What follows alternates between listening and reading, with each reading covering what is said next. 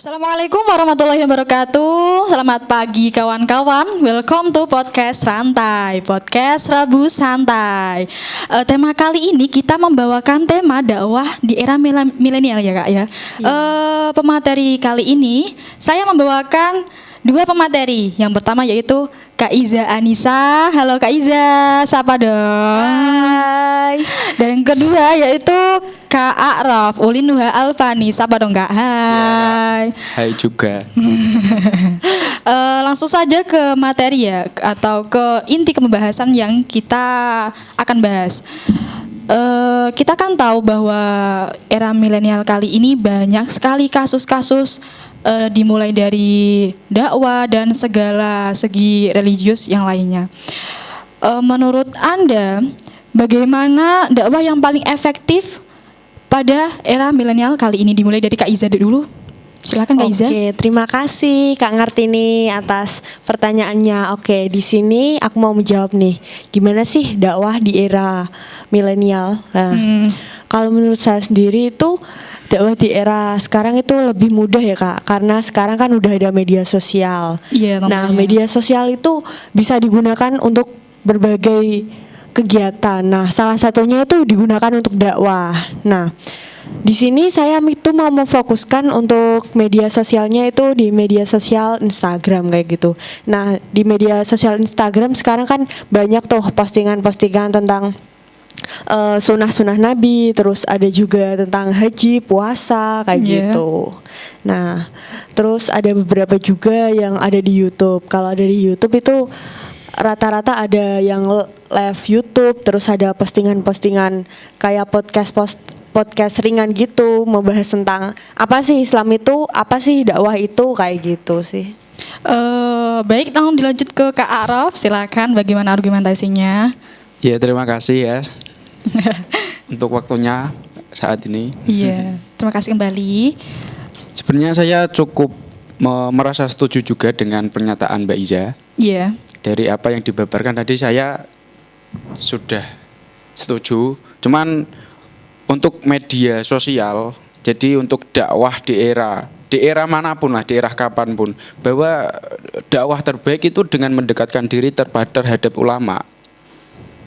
Mungkin media sosial, mungkin HP dan lain sebagainya itu menjadi pemicu di era sekarang dengan ada postingan-postingan, tapi belum tentu HP dengan postingan-postingan itu mampu membentuk karakter seseorang.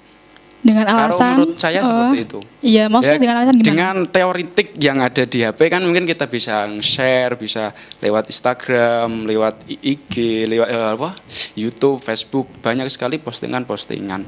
Dan itu cukup mempengaruhi memang. Cuman untuk membentuk karakter seseorang yang lebih berakhlak itu kan belum cukup kalau kita hanya mengandalkan media sosial. Media sosial tentunya. Jadi tetap untuk dakwah di era entah itu di era salafi atau milenial atau apa, itu tetap mendekatkan diri terhadap ulama sebagai figur tokoh agama gitu. Wah, tentunya penjelasan Mas A'raf sangat-sangat detail sekali, dan tentunya sangat saya setujui juga bahwa tidak hanya media sosial yang mampu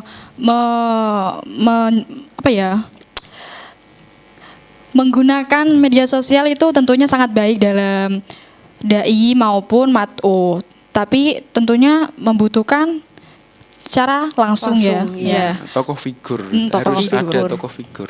Lalu bagaimana kendala-kendala di era sekarang ini ya, banyak radikalisme, rasisme atau yang lain sebagainya. Banyak opini yang menggiring atau bahkan secara tidak langsung kita mengetahui ustadz atau para dai-dai yang ada di media sosial maupun di televisi banyak yang menggiring ke arah tersebut. Bagaimana tanggapan Anda? Dimulai dari Kak A'raf dulu. Mbak Iza dulu aja. Silakan Mbak Iza. Nah, kalau menurut saya sendiri itu gini ya Kak, di era sekarang itu banyak pemuka agama, banyak yang belajar tentang agama, banyak pondok pesantren. Tetapi kadang sesuatu yang baik itu juga menimbulkan sesuatu yang buruk juga kayak gitu. Nah, Kalau menurut saya, gimana sih cara menanganinya? Kalau menanganinya itu gini, pertama kita itu harus membentengi dari diri kita sendiri kayak gitu. Ketika kita mempunyai benteng yang tinggi di dalam diri kita, otomatis ketika kita diberikan opini A, opini B, ataupun kita diberikan sesuatu yang mengajak kita ke arah yang lebih jauh atau negatif, itu kita itu sudah tahu harus gimana. Oh, misal ketika kita diajak teman kita untuk melakukan sholat, misal sholat subuh. Kalau kita NU kan sholat subuh pakai kunut ya. Iya. Nah, teman kita itu ngajak kita sholat subuh nggak pakai kunut. Tapi itu kita ya harus menjalankan keyakinan kita sesuai keyakinan kita pakai kunut. Entah itu teman kita menggunakan kunut atau tidak sesuai keyakinan dia kan itu terserah dia. Kita kan harus memegang tinggi keyakinan kita seperti Iya. itu. Kalau menurut saya sih itu sih. Saya tertarik pada argumen Mbak Iza tadi bahwa sesuatu yang baik juga mendapatkan sesuatu yang buruk. Buruk. Contohnya itu Oke. bagaimana? Oke, kayak gini. Misal ketika di suatu desa tersebut itu terkenal misal desa A ya. Desa A itu terkenal memiliki pondok pesantren, terus ada banyak santri. Tapi juga kadang di sesuatu yang baik itu pasti ada memori yang buruk atau sesuatu yang buruk. Iya. Kadang ada yang santrinya menyeleweng, atau santrinya suka bolos, atau santrinya itu gimana ya, susah gitu loh diatur. Kayak gitu. Kadang kan kalau orang mau mondok kan ada yang terpaksa, ada yang keinginan diri sendiri toh. Iya. Kayak seperti itu contohnya Bahkan sih. kalau ada cerita mondok, ada yang semulanya maling terus di pondokan kan juga ada gitu. Kayak gitu. Nah, bagaimana argumentasi dari Mas A'rof dari pertanyaan saya tadi? Silakan. Jadi pertanyaannya apa? Nah, tadi Coba. gini. Saya ulangi ya. Ya ulangi toh. Ulangi dong ya. Di era milenial ini kan dakwah tentunya banyak dari segi media sosial maupun secara langsung. Nah, banyak dari kita, bukan dari kita, saya membaca-baca dari Twitter maupun dari media sosial yang lain bahwa banyak sekali ustadz sekarang ini yang menggiring ke rasisme maupun ke radikalisme. Bagaimana pendapat Anda? Tentang radikalisme itu sendiri ya. Iya. Jadi mungkin dari beberapa ustadz dari beberapa tokoh itu mungkin ada kesalahpahaman dalam memahami apa itu Islam. Biasanya kan Islam itu sendiri kan tentang rahmatan lil alamin, tentang Iya. cinta kasih terhadap semua. Iya. Tidak apa ya namanya, tidak memandang dari beberapa suku atau budaya dan lain sebagainya. Islam kan memang cinta kasih itu sendiri. Jadi ketika kok ada radikalisme, ada kekerasan, itu mungkin ada kesalahan paham, atau mungkin dalam dia belajar, atau mungkin kurang gimana ya, kurang mengambil tokoh figur. Cobalah mungkin kalau kita mau belajar dengan tokoh figur seperti Mbah Maimun, Mbah Munif Giri-Kusumo, Iya. seperti Gus Baha, mungkin kita akan lebih merasa bahwa Islam itu indah gitu. Tapi kalau kita fokusnya kita kok kepada satu tokoh yang keras, ya di situ akan berdampak Islam itu keras. Jadi ada sebuah kisah tentang beliau Jalaluddin Rumi, paham nggak? Iya, Iya, yang iya, tahu, iya, tahu. pencetus tari sufi gitu loh. Iya. Nah itu kan dia mampu menggambarkan Islam itu penuh cinta. Itu salah satu sosok yang berhasil dalam mendakwahkan Islam yang penuh cinta. Ada ceritanya banyak sih. Kalau Bisa di-spill satu gak ceritanya bagaimana? Satu aja. Biar lebih jelas gitu penonton bagaimana cerita Jalaluddin Anda. Rumi. Mungkin banyak sekali sih kalau kita melihat tokoh-tokoh yang melarang tentang musik, ya kan? Iya, tahu. Iya, Itu iya. haram dan lain sebagainya, atau apa? Tarian itu apa? Gak boleh goyang-goyang, Iya. kan gitu? Kan ada. Iya. sih. Ada. Ada. Saya juga pernah lihat kok. Bahkan itu dibantahkan dengan teori-teori milik Jalaluddin Rumi itu sendiri. Contoh awal terjadinya sebuah tari sufi. Kalau di barat kan namanya kan apa itu? Wuling Derwish. Ya, tarian Wuling Derwish, tarian yang memusar. Iya. Tarian yang memusar. Berputar-putar. Nama lain dari tari Nama sufi. lain dari tari sufi. Iya. Itu kan diceritakan bahwa beliau Syekh Jalaluddin Rumi itu ditinggal oleh gurunya yang bernama Syekh Syamsu Tadris. Ditinggal terus beliau ibarat anak ayam yang ditinggal induknya atau apa? Kekasih yang ditinggal pas lagi sayang-sayangnya. Oh, sakit ya. Jadi Jalaluddin Rumi itu dia merasa galau, ya, merasa kehilangan. Terus di suatu ketika dia bermain di salah satu muridnya, berkunjung lah. Nah, dan muridnya itu adalah seorang ahli besi, pembuat besi. Pandai Mungkin besi. pandai besi. Pandai besi. Mungkin membuat sepatu kuda atau membuat pedang. Lah di setiap ketukan itu bagaikan Rumi itu bagaikan Irama. sebuah irama zikir. Irama zikir. Lah dengan otomatis tubuhnya memutar dan terjadilah itu tadi tarian sufi. Tari sufi. Lah itu kan menggambarkan bahwa Islam itu dari segi ketukan, hanya ketukan itu mampu membuat sebuah apa ya namanya ya, cinta maksudnya ada sebuah ada keindahan. memaknai lah, ada makna dari ada situ. makna. Di setiap partikel apapun ada maknanya Iya. tentunya ya. Jadi gak harus keras gitu. Kalau gimana ya, mungkin kalau dalam Islam ihdinas shiratal mustaqim harus berada di jalur yang lurus, tapi kan belum tentu kita harus keras kan gitu. Iya. Orang melihat orang salah langsung wah itu apa, melihat sesuatu yang janggal wah itu apa, seharusnya nggak gitu. Pandai-pandainya kita Iya. mencari Menyikapi. sudut pandang ya, Iya, tentunya. Terus dari kalian sendiri ada cerita nggak pengalaman sebagai dai dimulai dari Mas A'raf? Aku Iya. Apakah ada pengalaman nggak sih Mas? ya. Kalau saya sendiri mungkin 1-2 kali pernah ya, mungkin disuruh pidato, disuruh Iya, tentunya. ngajar kadang itu dulu waktu di pesantren. Jadi ada beberapa momen aku memang pernah belajar di situ. Terus bagaimana kesannya?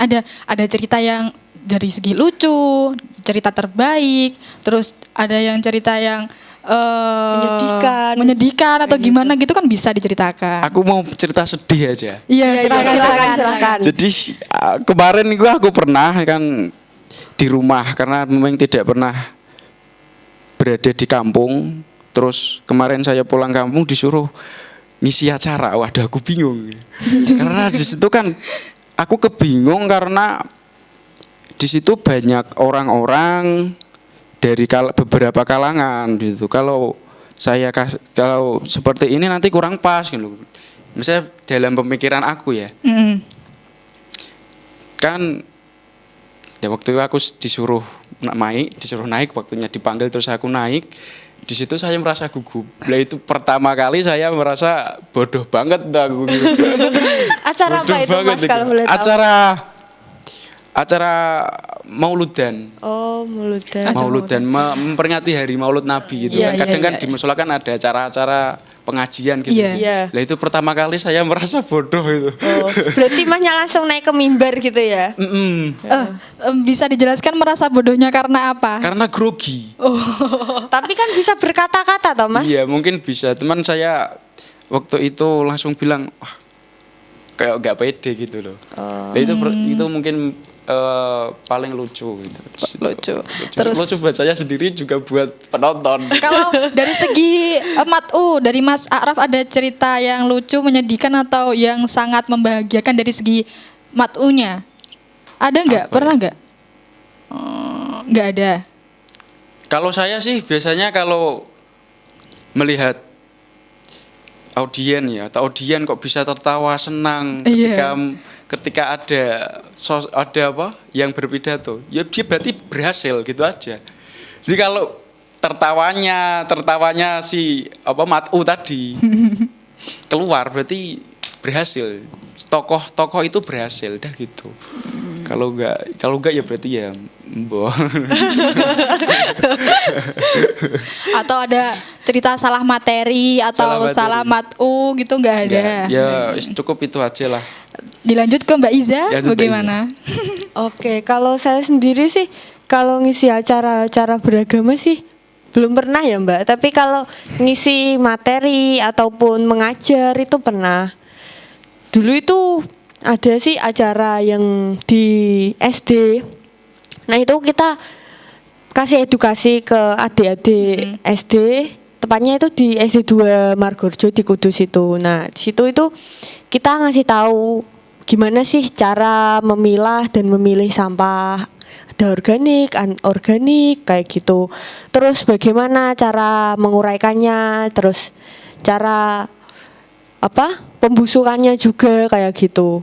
Nah di situ adik-adik kita kasih tahu, kita ajak main juga, kita bimbing gimana sih caranya kayak gitu. Soalnya kalau adik-adik kan belum terlalu paham ya. Apa sih sampah? Misal plastik, terus ada kertas kayak gitu kan masih bingung juga sih kalau adik-adik kayak gitu. Terus kalau kesannya sih gini ya. Kalau kita ketemu anak kecil itu kesannya seneng gitu loh. Walaupun kadang kita sosok guru, apalagi guru SD, di situ itu kita pertama kita harus sabar ya. Soalnya ngadepin anak kecil itu beda kayak kalau ngadepin orang dewasa. Kalau jadi dosen kan ngadepin mahasiswa kan tinggal misal kasih tugas A, ya udah dikerjain A. Kalau anak kecil itu enggak, harus dibimbing pelan-pelan. Dikasih tahu, oh ini harus gini, oh ini harus gini, kadang kayak gitu sih. Terus kalau sedihnya itu ya mungkin kita ketemu itu enggak jarang gitu loh.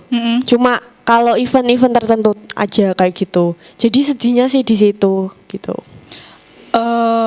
Kalau ini pertanyaan yang terakhir ya sebelum istirahat tentunya. Saya tanya kepada kalian berdua, adakah dakwah dari seseorang tokoh yang sangat melekat di pikiran Anda? Dimulai dari Mbak Iza dulu. Kalau saya itu dari siapa ya Mbak? Soalnya terlalu banyak sampai lupa namanya. Gini aja, saya kasih kutipan pesannya aja ya. Iya. Gini, kutipan pesannya itu gini. Ketika hati kita sudah terbuka, apapun yang akan masuk itu bisa dibolak-balikan secara mudah kayak gitu. Kayak kisah yang sudah saya dengar beberapa kali itu kayak Sayyidina Ali. Sayyidina Ali kan dulu kan memang itu hidupnya itu miskin ya, dari kalangan orang miskin ya. Itu kan dulunya tinggal di rumah Kanjeng Nabi bersama itu Fatimah juga. Nah, di situ Fatimah kan sudah menginjak remaja ya. Nah, menginjak remaja sudah waktunya menikah.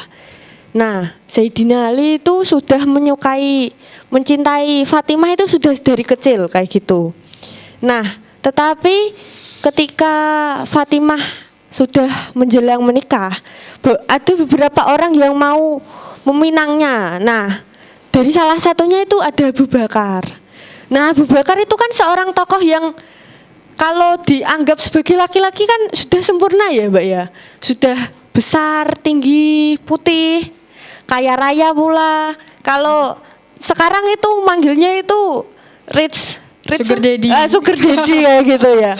Nah, itu aja Fatimah itu menolak pinangannya kayak gitu. Nah, kenapa kayak gitu? Soalnya kalau hati sudah dibolak-balikan itu sudah sangat mudah lah.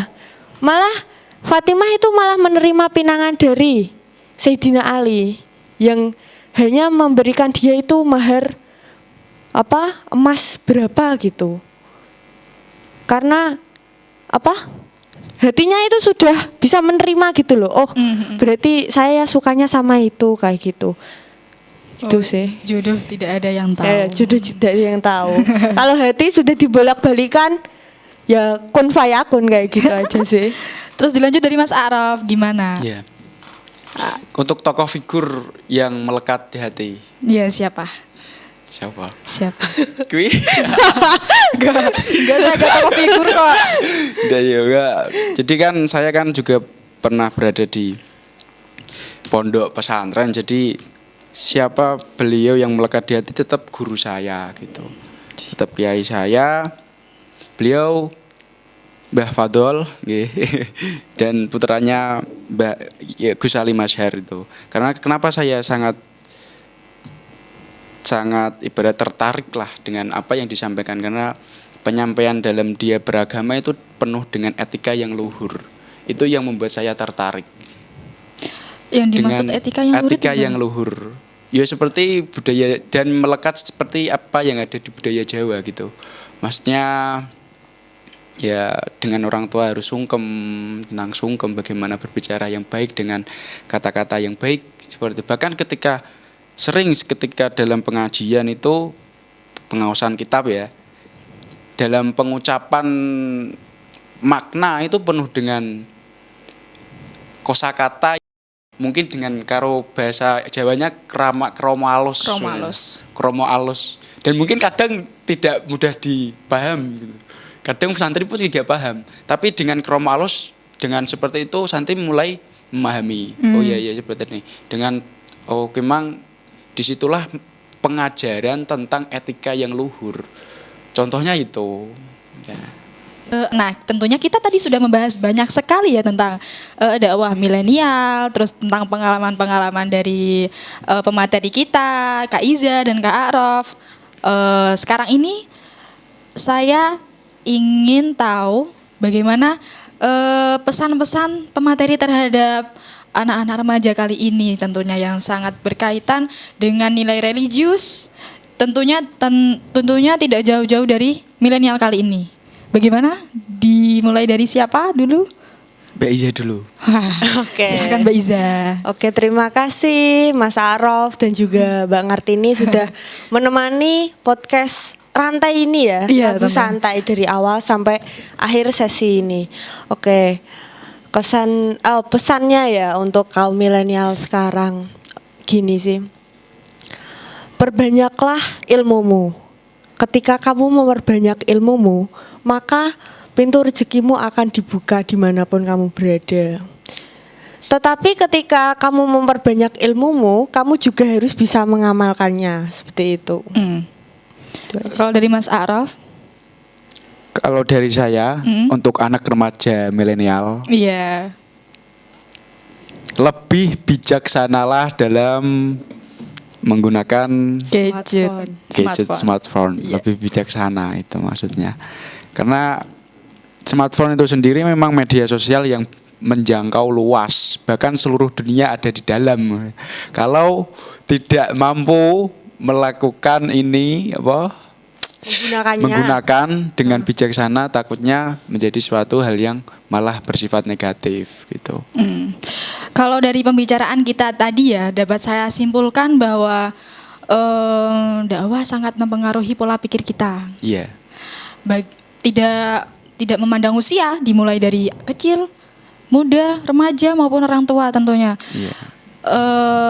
Tentunya kita perlu mengkaji tidak hanya dari media sosial saja ya Mbak ya Mas Iya. ya. Kita juga memerlukan adanya tatapan langsung dengan para tokoh, para dai untuk biar relevan aja gitu. Kita blending ilmunya tentunya ya, supaya tidak ada kesalahpahaman. Kalau kita lihat secara media sosial saja, wah, bisa saja yang dicuplikan cuma hanya beberapa kalimat saja, tidak dijelaskan sebagainya juga. Iya. Nanti kalau ada kesalahpahaman malah ribet jadinya, kayak menjadi suatu paham yang sangat bisa disalahkan tentunya.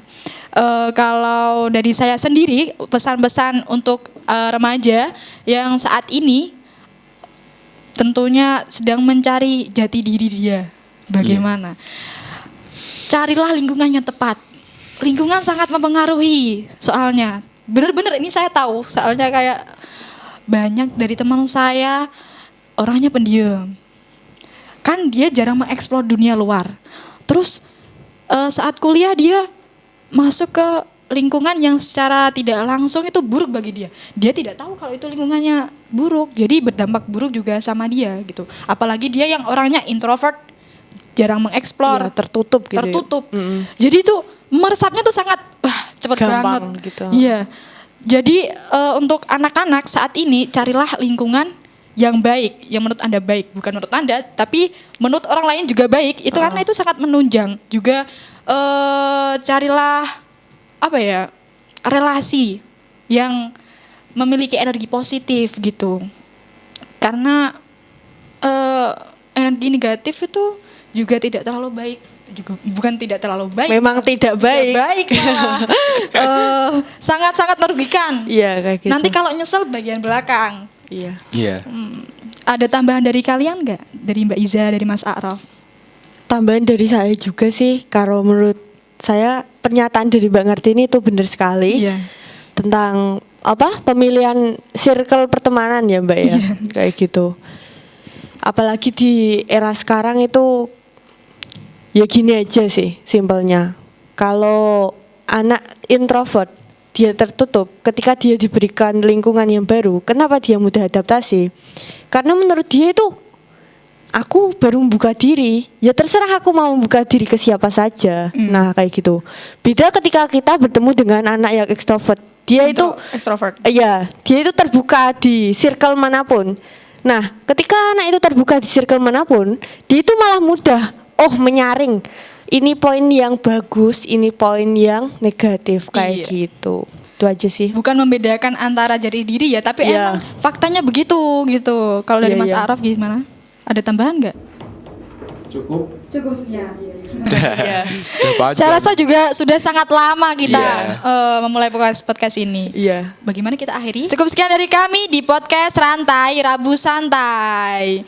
Kita dari KPI IAIN Kudus. Salam komunikasi. Salam. Kita dari kelas KPI KPI 6 Senggol Senggol dong. Dadah. Wassalamualaikum warahmatullahi wabarakatuh.